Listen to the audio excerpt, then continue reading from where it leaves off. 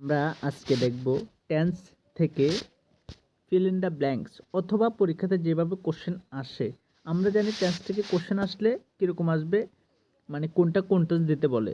এটা ক্লাস 6 বা 5, 7 এরকম আসতে পারে, কিন্তু তোমরা ক্লাস যখন 8-এ পড়বা বা 9-এ 10-এ বা পরীক্ষার যে কোনো চাকরি পরীক্ষা দিবা, তখন টেন্স থেকে কোশ্চেন আসলে এরকমভাবে আসবে। ঠিক আছে, বুঝতে পারছো?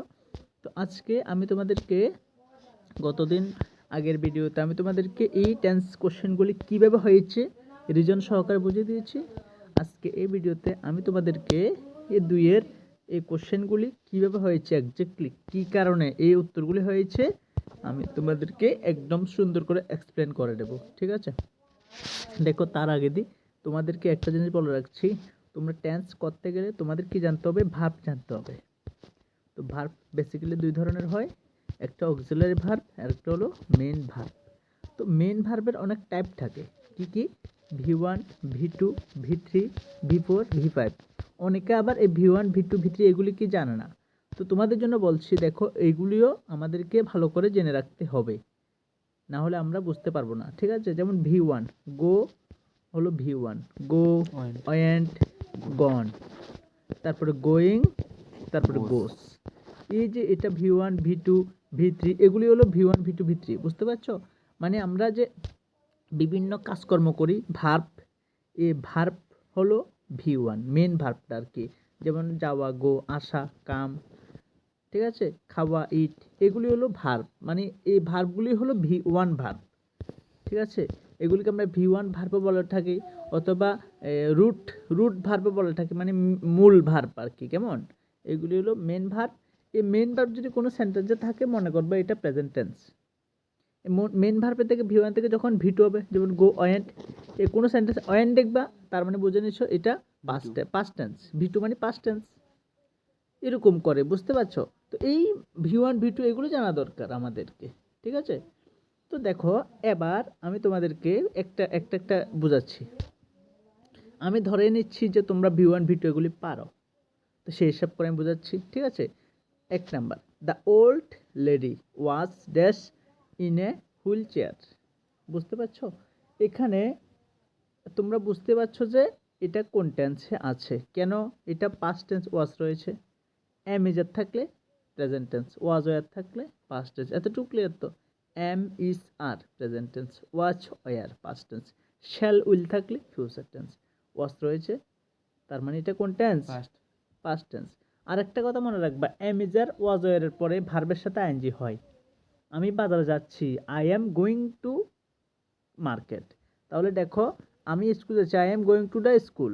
এই দেখো এম এর সাথে গোয়িং হচ্ছে না, তার মানে একটা জিনিস বুঝতে পারছি, এম ইজ আর যদি সে বিদ্যালয়ে যাচ্ছে, he is going to school, he is going to school. তার মানে একটা জিনিস আমরা বুঝতে পারছি যে এম ইজ আর ওয়াজ ওয়ারের পরে ভার্বের কি হয়? আইএনজি হয়। বুঝতে পারছি? তার মানে এখানে ওয়াজের সাথে কি হবে? সিট হবে না সিটিং হবে?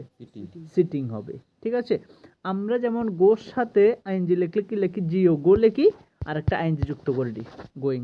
ঠিক আছে, একইভাবে সিটের সাথে আমরা যদি আইএনজি যুক্ত করি, বানানটা কি হবে? হবে না। ঠিক আছে, কেন? কারণ দেখো আমাদেরকে আরেকটা টি লিখতে হবে। এরকম কিছু কিছু ওয়ার্ড থাকে যেগুলির সাথে আমরা ডাইরেক্টলি মেন ভার্বের সাথে আইন যুক্ত করলে হবে না, কিছু কিছু একটা নতুন ওয়ার্ড যুক্ত করতে হয়। ঠিক আছে, এই জন্য এখানে ওয়াজ সিটিং হবে, কিন্তু সিটিং বানাতে মনে রাখবা SITTING সিটিং। ঠিক আছে, আশা করি 1 নাম্বারটা বুঝতে পেরেছো। এবার আমরা দেখব কোশ্চেন নাম্বার 2। ঠিক আছে, দেখো আর একটা কথা মনে রাখবা, তোমাদেরকে যেরকম আমি বলেছি যে এম ইজ আর ওয়াজ এর পরে আইএনজি হয়, আর একটা কথা মনে রাখবা, হ্যাভ, হ্যাজ, হ্যাড, এই তিনটার পরেও কিন্তু V3 ভার্ব হয়। মনে থাকবে, মনে থাকবে না? আবার বলছি, যদি এম ইজ আর ওয়াজ এর পরে ভার্বের আইএনজি হয়, একইভাবে হ্যাভ, হ্যাজ, হ্যাড এই তিনটার পরেও ভার্বের V3 হবে। মানে V3 হবে। গো থাকলে কি হবে? গন হবে, গো অয়েন গন, ওই গনটা V3 না V3 হবে। বুঝতে পারছো? এটা ভুলবা না, অ্যাক্টিভ ভয়েস আর কি। ঠিক আছে, অ্যাক্টিভ প্যাসিভ এগুলি এখন বোঝাতে গেলে অনেক প্রবলেম হবে, এগুলি থাক। দেখো তাহলে এখানে বলছি she dash silver white hair. ঠিক আছে, এবার আমি বোঝাচ্ছি, আমার কাছে একটা গাড়ি আছে, কোনো কিছু আছে বোঝালে আমরা কি ইউজ করি? Have has had. দেখো এখানে হ্যাভ হ্যাজ হ্যাড। কোনো কিছু আছে বোঝালে, সরিয়া ছয়কার আছে বোঝালে এই হ্যাভ হ্যাজ হ্যাড ইউজ করি। হ্যাভ হ্যাজ মানে আছে, আর হ্যাড মানে ছিল। হ্যাড মানে ছিল, পাস্ট টেন্সে ছিল আর কি। হ্যাভ হ্যাজ মানে আছে, হ্যাড মানে ছিল। ঠিক আছে, ওয়াজের বাংলা ছিল, কিন্তু ওয়াজ অর্থ এক ছিল আর হ্যাড অর্থ অন্যরকম ছিল। ঠিক আছে, এটা বোঝাবো পরে। তার মানে একটা জিনিস আমরা বুঝতে পারছি, কোনো কিছু আছে বোঝালে হ্যাভ হ্যাজ হ্যাড হবে, প্রেজেন্ট টেন্সে হ্যাভ বা হ্যাজ হবে, পাস্ট টেন্সে হ্যাড হবে। ক্লিয়ার? এখানে আরেকটা কথা মনে রাখবো, প্রেজেন্ট টেন্সে হ্যাভ হ্যাজটা যদি হয় আছে বোঝাতে, তখন সেটা প্রেজেন্ট ইনডিপেন্ডেন্ট টেন্সে হয়। প্রেজেন্ট টেন্স চারটা না? Present independent, present continuous, present perfect. Present perfect continuous. এই প্রেজেন্ট টেন্সে আছে বোঝাতে হ্যাভ হ্যাজ বোঝালে মনে রাখবা যে ইনডিপেন্ডেন্ট টেন্স। আর প্রেজেন্ট ইনডিপেন্ডেন্ট টেন্স কাকে বলে? যে বাক্য দ্বারা সব সময় আছে বা সব সময় হয়, সব সময় ঘটে, চিরন্তন সত্য, এরকম কাজগুলি বোঝায়। ঠিক আছে, তার মানে এখানে বোঝাচ্ছে যে তার কাছে আছে সিলভার হোয়াইট হেয়ার। সিলভার মানে রূপলি সাদা চুল আছে। তো রূপলি সাদা চুল কি তার সব, কোনো মানুষের কি সবসময় রূপলি সাদা চুল থাকে নাকি? না, থাকে না। তো তাহলে সব সময় থাকে বোঝালেই তো প্রেজেন্ট ইন্ডিপেন্ডেন্ট টেন্স হতো। তাহলে এখানে হ্যাভ হ্যাজ লিখে আমরা প্রেজেন্ট ইন্ডিপেন্ডেন্ট টেন্স বানাতে পারবো? পারবো না। তাহলে আমরা কি লিখবো? হ্যাড লিখবো। বুঝতে পারছো? এখানে যদি পাস্ট টেন্সের চিহ্ন থাকতো তখন হ্যাড লিখতাম, কিন্তু তারপরেও এখানে পাস্ট টেন্স চিহ্ন নাই, কিন্তু তারপর এখানে এই প্রেজেন্ট টেন্সের মানে এমনটা কোনো বোঝাচ্ছে না যে সব সময় হয়। ঠিক আছে, তো তার মানে আমরা কি লিখবো? এখানে হ্যাড লিখবো। ক্লিয়ার? এবার মনে রাখবা এটা, I open the tin box and dash it to the lady.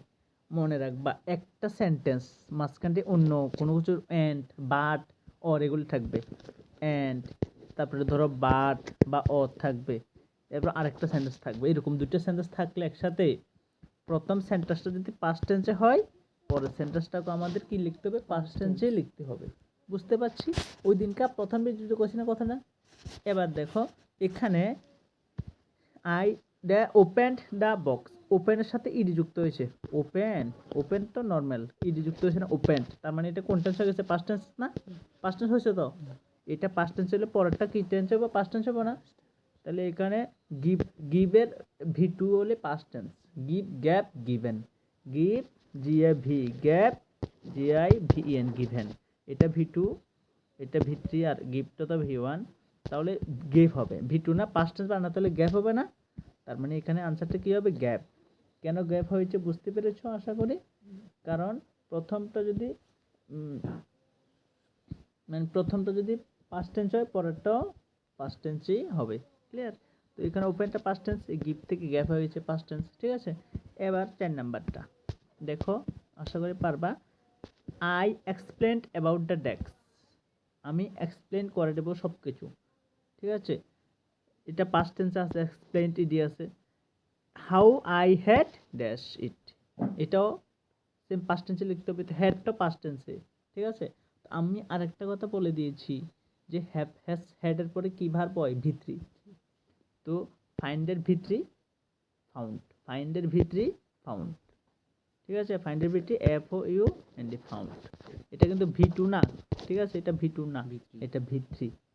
ঠিক আছে, এবার তোমরা শিখে নিবা কিছু কিছু ভার্বের তিনটা V1 V2 V3 কি হয় এগুলো শিখে নিতে হবে। হ্যাঁ, তাহলে ফাইন্ডের V3 ফাউন্ড, কেন? ওই হ্যাড রয়েছে না, হ্যাভ হ্যাজ হ্যাড এর পরে V3 হয়। তারপরে 5 নাম্বার। ঠিক আছে, দেখো, her eyes were dash with tears. ঠিক আছে, her eyes were dash with tears, এটা ম্যাক্সিমাম ছাত্রছাত্রী ভুল করবে। হার আইস, তার চোখগুলি ওয়ার, মানে ওয়ার ছিল, ফিল মানে পূর্ণ হয়েছিল, উইথ টিয়ার্স, জলে। ঠিক আছে, তো এখানে দেখো, আমি তোমরা একটু আগে কইছি অ্যামিজার ওয়াজ ওয়ার এর পরে কি হয়? আইএনজি হয়। এটা অ্যামিজার ওয়াজ ওয়ার এর মধ্যে পড়েনি, পড়ে তো। তার মানে এখানে ফিলের জায়গা ফিলিং হইতো তো, কিন্তু হইতো না। কেন হইতো না সেটা আমি বুঝাম। দেখো, তোমরা এটা করতে হলে তোমরা কি জানতে হবে? ভয়েস। ঠিক আছে? তোমরা অনেকে বলবা স্যার আমরা ভয়েস তো জানি না, অনেকে বলবা জানি। Active voice, passive voice, subject কাজ করলে অ্যাক্টিভ, সাবজেক্ট কাজ না করলে প্যাসিভ। সেম ঠিক কথা, এটাই ঠিক কথা। হ্যাঁ, if the subject do the work, if যদি দ্য সাবজেক্ট মানে কর্তা ডু দ্য ওয়ার্ক কাজটা করে তাহলে এটা অ্যাক্টিভ। ইফ দ্য সাবজেক্ট যদি সাবজেক্ট ডোন্ট দ্য ওয়ার্ক কাজটা না করে তাহলে এটা প্যাসিভ। প্যাসিভ হলে সব সময় ভার্ব, মেন ভার্বটা ভিতরে লিখবা, সব সময় মেন ভার্বটা ভিতরে লিখুম প্যাসিভ হলে, মনে থাকবে। তো এখানে আমরা দেখুম মেন সাবজেক্ট কেটা, হার আইস, তার চোখ, এটা না সাবজেক্ট, তার চোখ সাবজেক্ট। হার আইস ওয়ার মানে ছিল উইথ টিয়ার্স, মানে জলে, জলে পূর্ণ ছিল, ঠিক আছে? তো এই জলে মানে টিয়ার্সও তো কান্না আর কি, কান্নায় বা কান্না তো পূর্ণ হইতো না, মানে জলে পূর্ণ থাকবে, তার চোখটা কান্নায় পূর্ণ থাকবে। তো চোখের মধ্যে যে জলটা পূর্ণ হয়েছে, এটা সাবজেক্ট হলো চোখ। পূর্ণ হওয়া কি কাজটাকে চোখে নিয়ে করছে, এটা তো জল মানে শরীরের মধ্যে জল আয়ে পড়ছে আর কি, মানে চোখের মধ্যে জলটা ছিল আর কি, ঠিক আছে? তো তো এই জন্য মানে তোমরা বুঝছো না হয়তো, আমি আবার বোঝাচ্ছি। মানে তার চোখের মধ্যে জলটা পরিপূর্ণ হয়েছিল, ঠিক আছে? তো তো এটা মানে প্যাসিভ হবে। প্যাসিভ কি লেগা? কারণ জল পরিপূর্ণ হওয়ার কাজটা তো আর চোখ করে নাই, মানে চোখের মধ্যে জলটা তো আমরা শরীরে তো অটোমেটিক জল থাকে, তো চোখের মধ্যে কান্নায়ের জল পরিপূর্ণ হয়ে রয়েছে আর কি, পরিপূর্ণ হওয়ার কাজটা যেহেতু চোখ করে নাই এই জন্য এটা প্যাসিভ। অনেকে বলবা যে আমরা কানলে তো চোখ দিয়ে কাঁদে, চোখের সাহায্যে তো জল আছে, চোখ দিয়ে আছে না, এরকম একটা প্রশ্ন আয় কিন্তু মনে।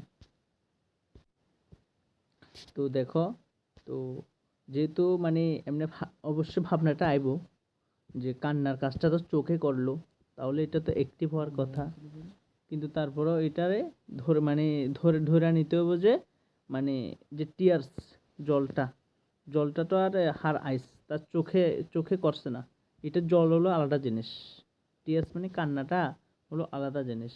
এটা একদম আমাদের পুরো শরীরের থেকে আইব, মানে মেন্টালি মানসিক মনের থেকে আইব, কিন্তু ডাইরেক্টলি আমরা চোখের মধ্যে জলাইলে মানে আমরা ঠিক আছে চোখের থেকে আইছে, কিন্তু জল আয়নের কাজটা কি একদম চোখে করছে নাকি? ভালো করে ভাবো, এটা চোখে করছে না ডাইরেক্টলি, এটা পুরা মন থেকে শুরু করে আমরা পুরো শরীরের উপর নির্ভরশীল, পুরো শরীরটা এই চোখের জলের উপর নির্ভরশীল।